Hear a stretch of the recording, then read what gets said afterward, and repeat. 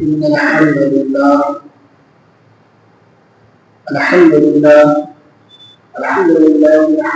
ونستعينه ونستغفره ونعوذ بالله من شرور أنفسنا ومن سيئات أعمالنا من يهده الله فلا مضل له ومن يضلل فلا هادي له وأشهد أن لا إله إلا الله وحده لا شريك له وأشهد أن محمدا عبده ورسوله أما بعد أعوذ بالله السميع العليم من الشيطان الرجيم من حمده ونفخه ونفخه بسم الله الرحمن الرحيم يا أيها الناس اتقوا ربكم الذي خلقكم من نفس واحدة وخلق منها زوجها وبث منهما رجالا كثيرا ونساء واتقوا الله الذي تساءلون به والأرحام إن الله كان عليكم رقيبا يا أيها الذين آمنوا اتقوا الله حق تقاته ولا تموتن إلا وأنتم مسلمون يا أيها الذين آمنوا اتقوا الله وقولوا قولا سديدا يصلح لكم أعمالكم ويغفر لكم ذنوبكم ومن يطع الله ورسوله فقد فاز فوزا عظيما وقال النبي صلى الله عليه وسلم فإن خير الحديث كتاب الله وخير الهدي هدي محمد صلى الله عليه وسلم وشر الأمور محدثاتها وكل محدثة بدعة وكل بدعة ضلالة وكل ضلالة في النار أما بعد وقال تبارك وتعالى في القرآن الكريم يا أيها الذين آمنوا إن من أزواجكم وأولادكم عدوا لكم فاحذروه.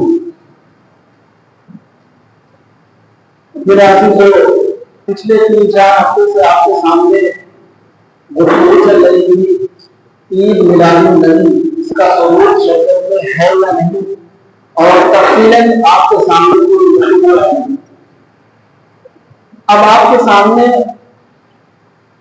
جو موضوعات آنے جا رہے ہیں ایک صاحب کی طرف سے ہمیں پرچی ملی وہ 4 ٹاپک پر آپ گفتگو کریے. اولاد کا حق ماں باپ پر کیا ہے اور ماں باپ کا حق اپنی اولاد پر کیا ہے, بیوی کا حق شوہر پر کیا ہے اور شوہر کا حق بیوی پر کیا ہے. یہ 4 ٹاپک مجھے کسی نے لکھ کے دیا یہ کیا بات ہے تو یہ 4 جمعہ چاہیے چاروں ٹاپک پہ بات کرنے کے لیے. میں آج ٹاپک پر بات کرتا ہوں آپ کے سامنے تو قرآن کریم میں نے آپ کے سامنے پیش کیا ہے کہ پہلے اولاد کا کیا حق ہے ماں باپ پر ان کے. اس کے بعد اگلے جمعے انشاءاللہ بات ہوگی آپ کے سامنے کہ ماں باپ کا کیا حق ہے اپنی اولاد پر. لیکن پہلے تو اولاد کا حق ہے نا, تو اس لیے ہم یہاں پہ آپ کے سامنے اسٹارٹ کرتے ہیں کہ ماں باپ پر بیٹوں کا ان کے بچوں کا کیا حق ہے. سب سے پہلے اللہ سبحانہ و تعالیٰ نے فرمایا جو قرآن کریم کی آیت کریمہ میں نے آپ کے سامنے تلاوت فرمائی.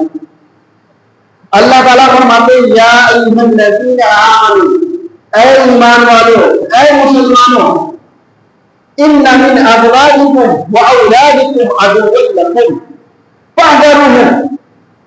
پہلے اس کا ترجمہ دیکھ لیں. اللہ تعالیٰ فرما رہا ہے اے مسلمانوں کان کھول کے سنو, ان من ازواجکم تمہاری بیویاں, وہ اولادکم اور تمہاری اولاد, عدو لکم یہ تمہارے دشمن ہیں. اللہ سورۃ غافر کیا ہے سنا رہا ہوں آپ کو. قرآن کہہ رہا ہے کہ تمہاری بیویاں اور تمہارے اولاد یہ کیا ہے, عدو لکم یہ تمہارے دشمن ہیں. فاحذروہم ان سے ہوشیار رہو. کیا مطلب یہ کہ اگر تم نے اپنی اولاد کی تربیت اچھی طریقے سے نہ کی اور تم نے اپنی اولاد کو اللہ اس کے رسول کے حق کو نہیں بتلایا تو پھر یہ تمہارے حق کو کبھی نہیں سمجھیں گے. کیونکہ جو بندہ اپنے خالق کو اپنے پیدا کرنے والے کو نہیں پہچانے گا تو وہ کبھی بھی اپنے ماں باپ کے حق کو نہیں پہچانے گا. اس لیے کہ پہلے تو اللہ ہے نا, اس کائنات کا کریٹر خالق وہ اللہ ہے. تو اللہ نے فرمایا کہ اے مسلمانوں کان کھول کر کے سنو کہ اگر تم نے اپنے بیٹوں کی اپنی اولاد کی چاہے بیٹیاں ہو چاہے بیٹے ہو اگر ان کی تربیت اچھی طریقے سے نہ کی اور اللہ اس کے رسول کا تعارف نہ کرایا اور ان کے عقائد کو درست نہ کیا آپ نے جان لو کہ یہ عدو لکم پھر یہ تمہارے دشمن بنے گے. یہ دنیا میں بھی تمہاری زندگی کو تنگ کریں گے اور بعد مرنے کے پھر تم سے قیامت میں مواخذہ ہوگا. اللہ سوال کرے گا کہ تم نے اپنی اولاد کی کیا تربیت کی, تم نے ان تک دین جو محمد رسول اللہ صلی اللہ علیہ وسلم کے گئے تھے اس دین کو آپ نے پہنچایا کہ نہیں پہنچایا. اس لیے قرآن کریم میں آتا ہے پیغمبروں کو اس بات کی فکر ہوا کرتی تھی, حالانکہ پیغمبروں کی اکثر اولاد پیغمبر ہوا کرتی تھی. یعقوب علیہ السلام کی جب موت کا وقت آیا تو قرآن نے نقل کیا ہے اذ حضر یعقوب الموت, جب یعقوب علیہ السلام کی موت کا وقت آیا تو اپنے بیٹوں کو بلا کے کہہ رہے ہیں ما تعبدون من بعدی, اے میرے بیٹو جب میرا انتقال ہو جائے گا تو تم کس کی عبادت کرو گے. یعنی ایک پیغمبر کو اس بات کی فکر ہے کہ میں اس دنیا سے جب چلا جاؤں گا تو میری اولاد ما تعبدون من بعدی, میرے بعد تم کس کی عبادت کرو گے. اس سے معلوم ہوا کہ ماں باپ کو چاہیے کہ وہ ان کو اللہ تعالیٰ کو اولاد دے, چاہے بچی دے یا بچہ دے, تو ان کو یہ چاہیے کہ اپنی اولاد کی اتنی تربیت کریں, اتنا دین سکھا دیں, کم سے کم وہ اللہ اور اس کے رسول کو پہچاننے والا ہو جائے, اس دنیا میں آنے کے مقصد کو سمجھ لے. اور اگر اس کی تربیت اور تعلیم نہ دی گئی تو پھر وہ بچہ اللہ کا باغی ہوگا. تو جب اللہ کا باغی ہوگا تو جو اللہ کا باغی ہو سکتا ہے تو ماں باپ کا باغی ہونے کا وقت سکتا ہے. لیکن آپ نے اگر اس کی تربیت صحیح طریقے سے کی پھر بھی باغی نکل گیا تو پھر آپ کو شروعات نہیں. جیسے نوح علیہ السلام نے, کیا نوح علیہ السلام نے اپنے بیٹے کی تربیت نہیں کی ہوگی؟ نہیں, ایک پیغمبر سے اچھی تربیت کون کر سکتا ہے. تو ماں باپ نے اپنا حق ادا کر کیا تو وہ پھر قیامت میں مواخذہ نہیں ہوگا. وہ بندہ وہ لڑکا اپنے عمل کا کچھ ذمہ دار ہے. لیکن اگر آپ نے اس کو قرآن اور سنت اور اس کے عقائد کو صحیح نہ کیا اور اس کی تربیت نہ کی تو جان لیجیے کہ دنیا میں بھی آپ کو قرآن کہہ رہا ہے عدو لکم وہ تمہارے دشمن بنیں گے. اور تربیت کا سلسلہ جانتے کہاں سے شروع ہوتا ہے؟ پیدائش سے پہلے. اب آپ چکر میں پڑ جائیں گے کہ اب تربیت ابھی بچہ پیدا ہی نہیں ہوا تو تربیت کا سلسلہ پیدائش سے پہلے کیسے شروع ہو سکتا ہے؟ سنیے آپ, تنبیہ الغافلین کے اندر ایک واقعہ لکھا ہے, کتاب کا نام میں نے بتایا. اس میں ایک شخص عمر رضی اللہ تعالیٰ عنہ کی خلافت ہے. اس خلافت میں ایک شخص آ کے کہتا ہے اے امیر المومنین میرا لڑکا میری بات نہیں سنتا, میری نافرمانی کرتا ہے. تو عمر رضی اللہ تعالیٰ عنہ نے فرمایا جاؤ اپنے لڑکے کو بلا کر کے لے آؤ. وہ گیا اپنے بیٹے کو بلا کے لایا کہ امیر المومنین بلا رہے. وہ لڑکا بھی آ گیا.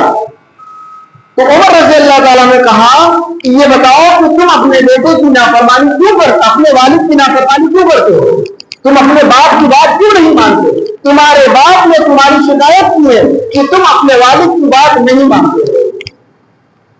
اچھا یہ سب کو بتایا کہ عمر رضی اللہ تعالیٰ عنہ بہت جلالی ہے نا, ان کو غلط باتوں پہ بہت غصہ آتا تھا, صحیح باتوں پر نہیں. کوئی غلط بات ہوتی تھی تو وہ جلال میں آ جاتے تھے, غصے میں آ جاتے تھے. تو وہ لڑکا نا بہت ہوشیار تھا. اس نے کہا امیر المومنین مجھے سزا دینے سے پہلے میری بھی بات کو سن لیجیے. تو عمر رضی اللہ تعالیٰ نے کہا کہ ایسا نہیں ہے کہ میں میری بات نہیں سنوں گا اور تمہیں سزا دے دوں گا, ایسا نہیں ہے نا, بالکل تیری ہی بات سن جائے گی اور سناؤ تم کیا سنانا چاہتے ہو. تو لڑکے نے کہا اچھا امیر المومنین بات بتا دیں, جیسے ماں باپ کا تو حق ہوتا ہے اپنی اولاد پر, تو کیا اولاد کا بھی کچھ حق ہے کہ خالی ماں باپ کا حق ہے؟ تو امیر المومنین نے کہا نہیں, ماں باپ کا بھی حق ہے اولاد کا بھی حق ہے. تو اس نے کہا امیر المومنین ذرا سا وہ آپ بتا دیں کہ اولاد کا کیا حق ہے, ذرا مجھے بتا دیں, میں اس کو جاننا چاہتا ہوں. تو عمر رضی اللہ تعالیٰ نے کہا کہ دیکھو ماں باپ کا حق یہ ہے کہ جب کوئی اپنی شادی کرے، یہ پوائنٹ سمجھیے گا، جیسے مثال کے طور پہ آپ اپنی شادی کر رہے ہیں، ٹھیک ہے نا، تو آپ اپنی جب شادی کر رہے ہیں تو آپ اپنی شادی میں آپ انتخاب کریں نیک سالے لڑکی کا، یعنی شادی کرنے والا جس کی شادی ہو رہی ہے اس کی چوائس کیا ہونی چاہیے، اس کی فکر کیا ہونی چاہیے کہ مجھے نیک سالے لڑکی ملے. تو کہا دوسری چیز، بچہ جب پیدا ہو جائے تو اس کا نام اچھا رکھا جائے، اور کہا تیسری چیز کہ اس بچے کو اس کے ماں باپ کو چاہیے کہ اس کو اللہ کا تعارف کرائے، اس دنیا میں آنے کے مقصد کو بتائے کہ اس دنیا میں اللہ نے کیوں پیدا کیا ہے، اس دنیا میں آنے کا مقصد کیا ہے ہمارا. کہا کتنی دینی تعلیم دے دے کہ وہ اپنے بنانے والے کی نافرمانی نہ کرے. کہا امیر المومنین اب آپ سنیے، 3 چیز آپ نے سنایا، اس 3 چیزوں میں سے میرے والد نے ایک کام بھی نہیں کیا. کہا جب میرے والد کی شادی ہو رہی تھی تو میرے والد نے ایک بدکار عورت سے شادی کیا. کس سے شادی کی؟ بدکار عورت سے. اب آپ بتائیں جب بدکار عورت ہوگی آپ کی تو وہ بدکار عورت اپنے بیٹے کی جو پیٹ میں حمل ہے، اس کے پیٹ میں بچہ ہے، وہ تو پیدا ابھی بچہ دنیا میں نہیں آیا، اس سے پہلے ہی وہ ناچ گانا اور پتہ نہیں کیا کیا کرے گی، اور اس کے اثرات اس کے پیٹ میں جو بچہ پل رہا ہے وہ ہوگا. پھر جب بچہ پیدا ہو جائے گا تو وہ فاحشہ عورت جو بدکار عورت ہے وہ اپنے بچے کو کیا دین سکھائے گی، کیونکہ وہ تو فاحشہ ہے اور اس کے نیچر میں یہ گندی چیزیں ہیں، تو وہ گندا نیچر وہ اپنے بچے کو سکھائے گی، اسی نیچر پر وہ پلے گا. اسی لیے فرمایا کہ نکاح کرنے والے کو چاہیے کہ جب اس کا نکاح ہو رہا ہو تو وہ کیا کرے. میں ضمن اسی میں واقعہ آپ کو سناتا ہوں، آپ کا ایمان تازہ ہو جائے گا. پھر یہ 2 باتیں میں بتاتا ہوں آپ کو، انشاءاللہ آپ کا علم بھی بڑھے گا، ایمان بھی تازہ ہو جائے گا. عبداللہ ابن مبارک رحمۃ اللہ علیہ کو شاید کوئی ایسا ہونا جانتا ہو، بہت بڑی شخصیت گزری ہے، اور تھوڑا سا میں ضمن بتا رہا ہوں ان کی شخصیت کو تاکہ آپ کو اندازہ لگے گا کتنی بڑی شخصیت ہے. یہ ایسے محدث گزرے ہیں ان پر کسی محدث نے نہ کوئی جرح کی ہے نہ کوئی تان کیا ہے. چاہے امام بخاری ہو، ان کے اوپر بھی جرح کی گئی ہے، ان کے اوپر لوگوں نے تان کیا ہے. امام مسلم کے اوپر لوگوں نے جرح کیا ہے اور تان کیا ہے، یعنی تنقید کی ہے. اور امام ابو حنیفہ، امام شافعی، امام حنبل، امام مالک، یہ اتنے بڑے بڑے محدث ہیں، امام مسلم، امام بخاری، یہ بڑے بڑے محدث میں سے ہیں. ان لوگوں پر لوگوں نے جرح کیا ہے اور تنقید کیا ہے، لیکن یہ ایک ایسی شخصیت ہے عبداللہ ابن مبارک، ان پر کسی محدث میں کوئی جرح. اب اندازہ لگائیں کیسے ہوں گے، کتنی بڑی شخصیت ہوگی، کوئی جرح نہیں موجود ہے ان کے اوپر. ان کے والد کا نام ہے عبداللہ. کیا نام ہے؟ عبداللہ نام ہے، اس لیے عبداللہ ابن مبارک کہا جاتا ہے. سمجھ رہے؟ ان کے والد کا نام عبداللہ ہے. یہ ایک شخص کے یہاں، ایک مالدار شخص کا اس کے غلام تھے اور اس کے پاس بہت بڑی باغ. تو اس میں وہ جو مالدار شخص تھا عبداللہ ابن مبارک رضی اللہ تعالیٰ عنہ، مبارک رحمۃ اللہ علیہ کے والد عبداللہ نام ہے، ان کو اس نے باغ کی رکھوالی کے لیے رکھا تھا، کیونکہ عبداللہ رحمۃ اللہ علیہ جو تھے یہ ایک شخص کے ہاں غلام تھے، اور جس کے ہاں غلام تھے اس کی باغوں کی رکھوالی کرتے تھے. تو وہ باغ کا مالک آتا ہے باغ میں اور حضرت عبداللہ رحمۃ اللہ علیہ سے کہتا ہے کہ اس باغ سے پھل توڑو اور مجھے رس نکال کے پلاؤ، جوس نکال کے پلاؤ. تو عبداللہ رحمۃ اللہ علیہ جاتے ہیں، اس باغ سے پھل توڑتے ہیں، اس کا جوس نکالتے ہیں، اس کو پلاتے ہیں، وہ پیتا ہے. تو کہتا ہے کہ بہت کھٹا ہے. کیا کہتا ہے؟ جوس جو ہے وہ کھٹا ہے. تو کہتے ہیں اچھا ایسا کرو، دوسرے پیڑ سے تم پھل توڑو اور اس دوسرے پیڑ کا پھل توڑ کے مجھے پلاؤ. تو گئے، دوسرے پیڑ کا پھل توڑا اور توڑنے کے بعد نچوڑ کے ان کو پلایا. تو اس پیڑ کا پھل بھی، اس کا جوس بھی کیا نکلا؟ کھٹا نکلا. تو اس مالک نے کہا عجیب حال ہے کہ تم اتنے دنوں سے ان باغوں کی رکھوالی کرتے ہو اور اس میں تو سینکڑوں پیڑ ہیں، تمہیں چاہیے تھا کہ تم مجھے اس پیڑ کا جوس پلاتے جس پیڑ کا پھل میٹھا ہے۔ جب تمہیں معلوم ہے کہ جن کا تم جوس پلا رہے ہو اس کا پھل کھٹا ہے، تو تمہیں پہلے سے ہی مجھے ان پیڑ سے پھل توڑ کے پلانا چاہیے تھا جوس اس کا جس کا میٹھا ہے۔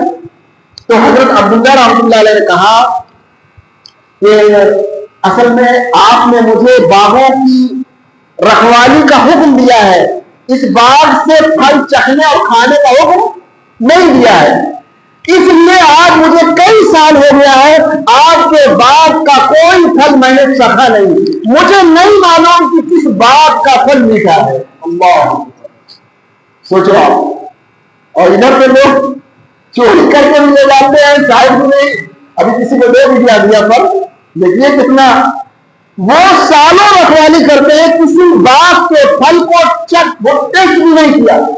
کہا کہ میرے مالک نے مجھے باغ کو اس کی حفاظت کا حکم دیا ہے، اس باغ کے کھانے کا حکم نہیں دیا ہے، یعنی پھل کو۔ تو وہ بھی بہت بڑے دیندار تھے، وہ سمجھ گئے کہ یہ بندہ بہت قابل ہے، وہ فوراً سمجھ گئے کہ یہ بندہ بہت بڑا اللہ والا ہے، بہت قابل ہے، اس کو یہاں نہیں ہونا چاہیے۔ تو فوراً کہا بیٹے آج سے تم ان باغوں کی رکھوالی نہیں کرو گے، آج سے اب تم میرے ساتھ میرے محل میں چلو گے، میرے ساتھ، تم بہت بڑے درجے کے انسان ہو۔ تو وہ وہاں سے باغوں کی رکھوالی سے ان کو کہا اس تقوی اور دینداری کی بنیاد پر ان کو کہاں رہنے کے لیے مل گیا، اس مالک کے گھر پر رہنے کے لیے، اللہ تعالیٰ کے فضل و کرم سے وہاں رہنے کے لیے ان کو اس مالک کے ساتھ رہنے کے لیے موقع ملا۔ تو جو باغ کا مالک تھا اس کی بیٹی، اور وہ بیٹی بہت خوبصورت، اور اس کے رشتے جو ہے نا بہت آ رہے تھے، مالدار پیسے والے بہت رشتے آ رہے تھے۔ تو یہ جو ہے پریشان تھے کہ میں اپنی بیٹی کا رشتہ کیسے کروں۔ تو یہ اپنے گھر میں جا رہے ہیں، سمجھ رہے، اور پھر گھر سے باہر نکل رہے ہیں، دماغ نہیں کام کر رہا کیا کروں، کئی رشتے آئے ہوئے۔ تو یہ مبارک عبداللہ رحمۃ اللہ علیہ یہ وہاں سائڈ میں بیٹھ کے دیکھ رہے ہیں کہ وہ گھر میں جا رہے ہیں باہر آ رہے ہیں، گھر میں جا رہے ہیں باہر آ رہے ہیں۔ تو ان کو سمجھ میں آ گئی کچھ لگتا ہے کچھ ٹینشن میں، کچھ تکلیف میں بہت زیادہ۔ تو پوچھا سر کیا بات ہے، آپ کو میں دیکھ رہا ہوں بار بار آپ گھر میں جا رہے ہیں اور بار بار باہر آ رہے ہیں، ایسا لگ رہا ہے کہ کوئی آپ بہت زیادہ صدمے میں۔ کہا بیٹا میرے پاس ایک بیٹی ہے اور کئی رشتے آئے ہوئے ہیں، اور میری سمجھ میں نہیں آ رہا ہے کہ میں اپنی بیٹی کا رشتہ کس کے ہاتھ میں دوں، یہ میں ڈیسائیڈ نہیں کر پا رہا ہوں، اسی ٹینشن میں حالانکہ رشتوں کی کمی نہیں ہے لیکن میں سمجھ نہیں پا رہا ہوں، میں فیصلہ نہیں کر پا رہا ہوں کس کے ہاتھ میں اپنی بیٹی کا رشتہ دوں۔ تو کہا اگر آپ اجازت دیں تو میں ایک مشورہ دوں آپ کو۔ حضرت عبداللہ رحمۃ اللہ علیہ کہا میں اگر آپ اجازت دیں تو میں ایک مشورہ دوں آپ کو۔ کہا ٹھیک ہے آپ مشورہ دیں۔ کہا دیکھیے یہودی جو ہیں یہ جب رشتہ کرتے ہیں تو رشتہ کرنے میں یہ سامنے والے کو دیکھتے ہیں کہ مالدار ہے کہ نہیں۔ یہودی جب رشتہ کرتے ہیں تو کیا دیکھتے ہیں، پارٹی مالدار ہے کہ نہیں، وہ مالدار جب کوئی ہوتا ہے تب رشتہ کرتے ہیں۔ تو اگر آپ کو یہودیوں کا طریقہ پسند ہے تو اپنی بیٹی کا رشتہ آپ کسی مالدار مسلمان کے ہاتھ میں دے دیں۔ اور نصارہ جو ہے یہ خوبصورتی دیکھ کے رشتہ کرتے ہیں، نصارہ جو رشتہ کرتے ہیں وہ یہ دیکھتے ہیں کہ شکل صورت جو ہے یہ خوبصورت ہے کہ نہیں۔ تو کہا اگر آپ کو نصارہ کا طریقہ پسند ہے تو کسی خوبصورت مسلمان لڑکے کے ہاتھ میں اپنی بیٹی کا ہاتھ دے دیجیے۔ اور کہا مجوسی جو ہوتے ہیں یہ حسب اور نسب دیکھ کے رشتہ کرتے ہیں، ذات اور برادری دیکھ کے رشتہ کرتے ہیں۔ اللہ سمجھ لیں آپ، یہودی دولت دیکھ کے رشتہ کرتے ہیں، نصارہ خوبصورتی دیکھ کے رشتہ کرتے ہیں، مجوسی ذات برادری دیکھ کے کرتے ہیں، حسب اور نسب دیکھ کے کرتے ہیں کہ بھیا یہ میرے ذات کا نہیں ہے، یہ میرے برادری کا نہیں ہے، یہ میرے ٹکر کا نہیں ہے۔ تو کہاں مجوسیوں کے طریقے پہ اگر کرنا چاہتے ہیں تو آپ کسی اعلیٰ نسب والے مسلمان کے ہاتھ میں اپنی بیٹی کا حصہ دے دیجیے۔ کہا لیکن ایک بات اور ہے، میں محمد عربی محمد رسول اللہ صلی اللہ علیہ وسلم کا غلام ہوں، اور میں نے پڑھا ہے کہ رسول اللہ کی تعلیم یہ ہے کہ رسول اللہ صلی اللہ علیہ وسلم فرماتے تھے کہ جب تم اپنی بیٹی یا بیٹوں کا رشتہ کیا کرو تو دیندار دیکھ کر کے کیا کرو، سنت اور شریعت کا پابند ہے کہ نہیں۔ اگر اس کے اندر تقویٰ اور دینداری ہے تو نہ حسب دیکھنا، نہ نسب دیکھنا، نہ ذات دیکھنا، نہ برادری دیکھنا، اور نہ مال دیکھنا، نہ چہرے کی خوبصورتی دیکھنا۔ رسول اللہ کی تعلیم یہ ہے کہ جب تم نکاح کیا کرو تو تم کیا دیکھا کرو؟ اس کا دین دیکھا کرو، اس کے عقائد دیکھا کرو۔ اگر اس کے اندر دین ہے اور قرآن اور سنت کے مطابق ہے تو پھر تم کبھی ذات اور برادری نہ دیکھنا، اپنی بیٹی یا بیٹے کا رشتہ اس کے ہاتھ میں دے دینا۔ تو اگر آپ کو محمد رسول اللہ کا طریقہ پسند ہے تو آپ اپنی بیٹی کا کسی نیک سالے لڑکے کے ہاتھ میں دے دیں۔ چاہے چیزیں سنا دیا، یہودی، نصارا، مجوسی اور محمد رسول اللہ صلی اللہ علیہ وسلم کا طریقہ۔ یہ بیٹا میں گھر سے آتا ہوں، اندر گئے، اندر جا کے اپنی بیٹی سے مشورہ کیا اور اپنی وائف سے مشورہ کیا، اپنی بیوی سے مشورے کے بعد کہا آئے باہر، کہا بیٹا میں نے اپنی بیٹی سے مشورہ کیا، اپنی وائف سے مشورہ کیا، اور یہ تیری بات میں نے سنایا ان لوگوں کو، جو تم نے بتایا تھا نا، یہ بات میں نے ان کے سامنے رکھی کہ آپ، میں نے رکھا کہ وہ لڑکا کہہ رہا ہے کہ محمد رسول اللہ کا فرمان ہے کہ جب تم اپنے بیٹی یا بیٹوں کا رشتہ رکھو، کسی کے ہاتھ میں دو، تو تم ان کا تقویٰ دیکھو، ان کی پرہیزگاری دیکھو، ذات اور برادری نہ دیکھو۔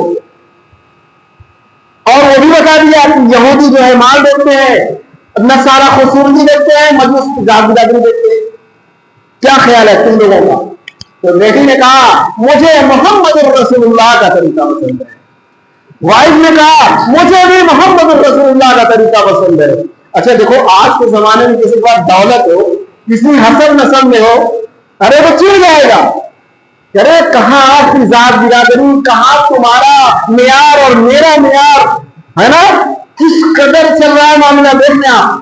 حالانکہ جیسے ہی آدمی مرتا ہے اس کوئی چلا جاتا ہے، اس کی حیثیت ختم ہو جاتی ہے، مٹی میں ملا دیا جاتا ہے۔ اب اعمال اچھے ہوں گے تو معاملہ اللہ کا اچھا ہوگا، ورنہ ایسا ذلیل ہوگا کہ خضیر سے بھی زیادہ ذلیل کیا جائے گا، وہ تو مٹی کر دیے جائیں گے، یہ ہمیشہ تمہیں ذلیل کیا جائے گا اللہ کے ہاں، جو اللہ کو ناراض کر کے جائے گا۔ کہا بیٹا میں نے بہت کچھ دیکھا اور بہت دور تک نگاہ دوڑائی، مجھے تجھ سے زیادہ دیندار اور متقیہ کا نظر نہیں آیا، لہذا میں اپنی بیٹی کا ہاتھ تیرے ہاتھ میں دے رہا ہوں۔ اللہ، غلام کے کیا تھے؟ غلام کی حیثیت جانتے ہیں؟ غلام کی حیثیت ایسے ہے جیسے ہمارے سماج میں ایک بھنگی اور چمار کی ہے، بلکہ اس کا بھی وہ ہے۔ حالانکہ شریعت میں کسی بھنگی اور کسی چمار کو حقیر دیکھنے سے منع کیا گیا ہے۔ جو لوگ بے دین ہوتے ہیں وہ لوگ کی باتیں کر رہا ہوں کہ بے دین لوگ دوسروں کو گھٹیا نگاہ سے دیکھتے ہیں، سمجھ رہے ہیں؟ اب دیکھ لیں سماج میں کیا ان کی عزت ہے۔ تو غلام کی حیثیت اس سے بھی کمتر ہوتی ہے، لیکن انہوں نے ان کے تقوی پر، ان کی پرہیزگاری پر ایک مالدار اور حسن نسب والے تھے، اس کے بعد بھی اپنی بیٹی کا اس بندے کے ہاتھ میں ہاتھ دے دیا۔ 2-3 منٹ زیادہ لوں گا، بات انشاءاللہ کمپلیٹ کر دوں گا، تاکہ اگلے ہفتے میں والدین کے حقوق پہ بات کروں آپ کے سامنے۔ یہ ابھی بچوں کے حقوق پہ بات چل رہی ہے۔ تو جانتے ہیں جب نکاح ہوا تو کون پیدا ہوئے؟ عبداللہ ابن مبارک رحمۃ اللہ علیہ پیدا ہوئے۔ ایک نیک عورت سے رشتہ ہوا تو کون پیدا ہوئے؟ یہی محدث جن پر میں نے بتایا کہ ان پر کسی کی جرح نہیں ہے۔ امام بخاری پر لوگوں نے تنقید کیا ہے، امام مسلم پر کیا ہے، امام شافعی، امام محمد، کوئی بھی ایسا نہیں بچا جن پر پر لوگوں نے تنقید اور جرح نہ کی ہو، لیکن عبداللہ ابن مبارک ایک ایسی شخصیت ہے جن پر کسی محدث نے کوئی جرح نہیں کیا. ایسے متقی اور اللہ والے اور ایسے محدث پیدا ہوئے کہ قیامت تک انشاءاللہ ان کو دنیا یاد رکھے گی. تو فرمایا کہ اب جب عورت جس سے نکاح ہو رہا ہے اگر وہ نیک صالح ہوگی، اس کے پیٹ میں جب بچہ پلے گا تو وہ بچے کی تربیت کیسے کرے گی؟ ناچ گانے کے ساتھ نہیں کرے گی. نہیں تو بچہ پل رہا ہے ادھر اس کو ناچ اور گانا دکھائی ہوگی، دکھا بھی نہیں ہوگی. سمجھ رہے؟ نہ نماز ہے نہ کچھ ہے، وہ بچہ نماز تک نہیں، اس کو کیا پتا. اور پھر بچہ جب پیدا ہوگا وہ لڑکی دیندار نہیں ہے تو اپنے بیٹے کو کیا تربیت دے گی؟